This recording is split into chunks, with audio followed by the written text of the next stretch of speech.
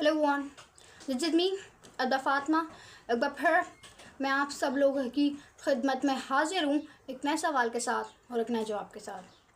Basically ना, आज में हमने बहुत बात कर ली साइकोलॉजिकल टॉपिक्स पर, ठीक है। बहुत बात कर ली मोटिवेशनल टॉपिक्स पर, ठीक है। बहुत बात कर ली रियलिटी के ऊपर और बहुत हम लोगों ने बात कर ली और भी फिलोसफिकल टॉपिक्स पर और भी बहुत सारी चीज़ों पर। लेकिन आज जिस चीज़ के बारे में मैं बात करना चाह रही हूँ, उस चीज़ को समझना, आई वुडंट से कि सिर्फ समझना, बल्कि उस चीज़ के साथ बेटर अंडरस्टैंडिंग बनाना, ये हमारे लिए बहुत ज़रूरी है। बेटर अंडरस्टैंडिंग इसलिए नहीं बनाना कि आप चीज़ों को समझ सकें, बल्कि इसलिए बनाना कि आप अपनी ज़िंदगी को बेटर तरीके से और ज़्यादा अच्छे तरीके से गुजार सकें। बेसिकली आपने एक बात तो सुनी होगी, एक बात जो हम लोग अपने बचपन से सुनते हुए आ रहे होते हैं। बचपन से हम लोग बड़े हो जाते हैं, लेकिन वो बात हम लोग सुनते भी आ रहे होते हैं। कभी ना कभी आपने कहीं ना कहीं स्कूल में सुनी होगी, या फिर अपने ट्यूशन वगैरह में सुनी होगी, अपने घर में सुनी होगी, या कहीं ना कहीं आपने बात सुनी होगी।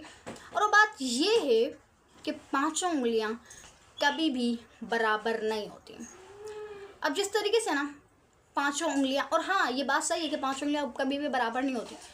जिस तरीके से ना पाँचों उंगलियां कभी भी बराबर नहीं होती ना, उसी तरीके से होता क्या है ना, वसाइल और सलाहियतों के एतबार से लोग भी बराबर नहीं होते।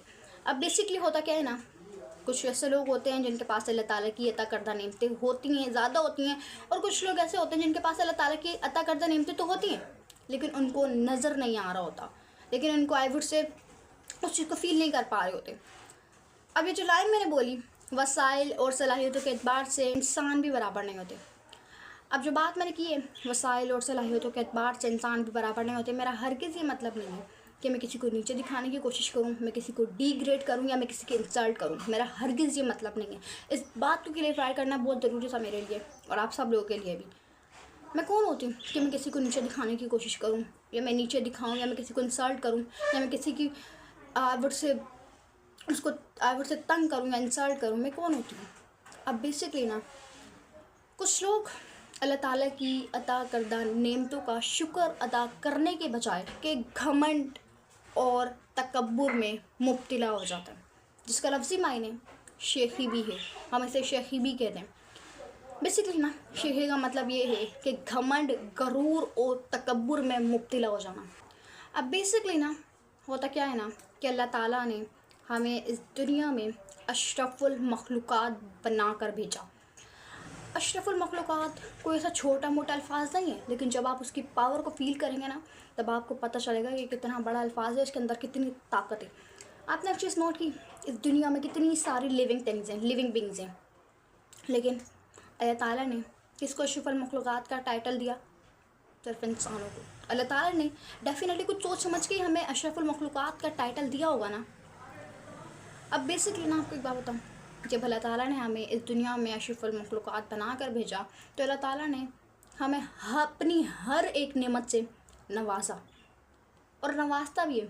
लेकिन होता क्या है ना कि जिन लोगों के पास अल्लाह ताला की अता करदा नेमतें ज़्यादा होती हैं, वो लोग अल्लाह का शुक्र अदा करने के बजाय दूसरों को अपने आप से हकीर समझें या कमतर समझें, या आई वुड से दूसरों को नीचे दिखाने की कोशिश करें, सिर्फ़ और सिर्फ अपनी माल और दौलत की वजह से। तो ये बात अल्लाह ताला को सख्त नापसंद है। बेसिकली ना, अक्सर जो लोग इस चीज़ को भूल जाते हैं, और वो चीज़ ये है, वह तो इज़्ज़ु मंतशा व तो ज़िल्लु मंतशा। अब बेसिकली तू जिसे चाहे इज़्ज़त दे, तो जिसे चाहे ज़िल्लत दे। अब की बात बताऊँ, जो इज़्ज़त देना और ज़िल्लत देना, ये सब अल्लाह के हाथ में। आप कोई नहीं होते कि आप किसी को नीचे दिखाने की कोशिश करेंगे, या आप किसी को नीचे गिरा देंगे, आप किसी की लेग पुल्स करेंगे। आप कोई नहीं होते। आप किसी की टांगे खींच के उनको नीचे दिखाने की कोशिश करेंगे। इस दुनिया में ना, अल्लाह की मर्ज़ी के बगैर जब एक पत्ता नहीं हिल सकता, तो फिर एक इंसान जीता जागता क्या चीज़ है? जब एक पत्ता नहीं हिल सकता, तो फिर इंसान कैसे हिल सकता है? सोचने की ज़रूरत है।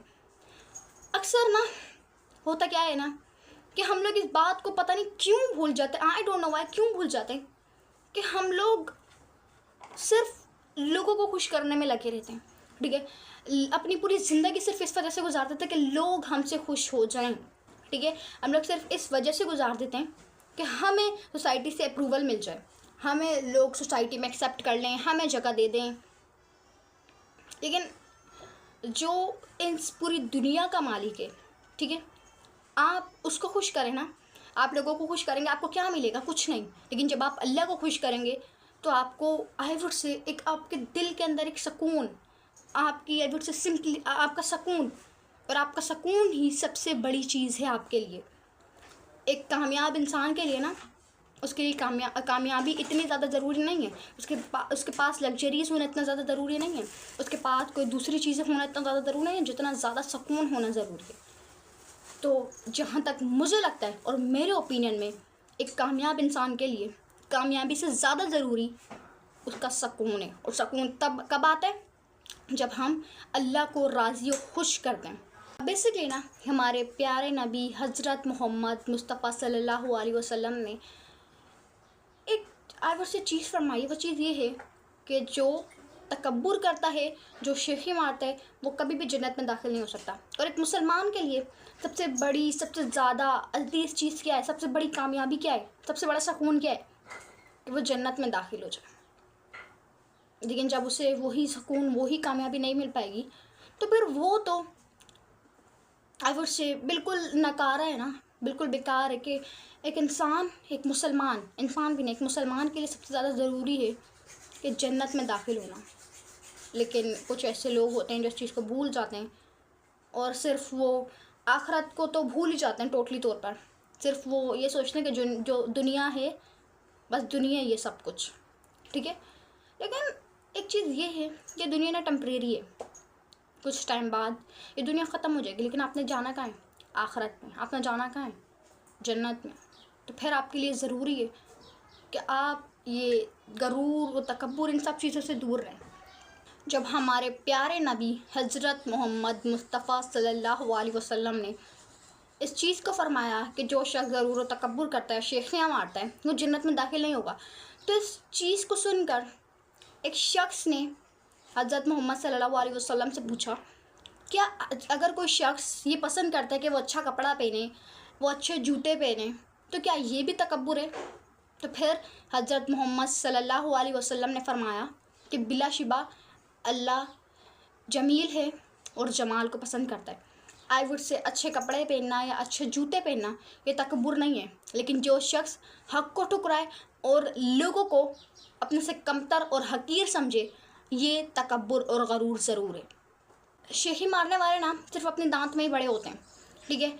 उनकी लोगों के दिलों में ना उनकी कोई इज्जत नहीं होती, ठीक है। उनकी दुनिया के साथ साथ ना उनकी आखिरत भी ख़राब हो रही होती है। अब बेसिकली ना, जब एक चीज़ अल्लाह ताला ने आपको दी है, आपको इसका ये पूरा हक बनता है कि आप अल्लाह ताला का शुक्र अदा करें, ना कि आप लोगों को अपने से हकीर समझने लग जाएं, लोगों को गिरा हुआ समझने लग जाएं, ठीक है। इसका हरगिज़ ये मतलब नहीं है। आपको जो नेमतें दी गई हैं, आप उसका शुक्र अदा करें कि आपको वो दी गई हैं।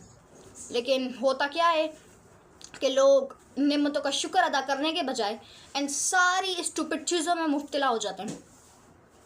तो उम्मीद करती हूँ आपको मेरी इस वीडियो से कुछ ना कुछ ज़रूर सीखने को मिला होगा।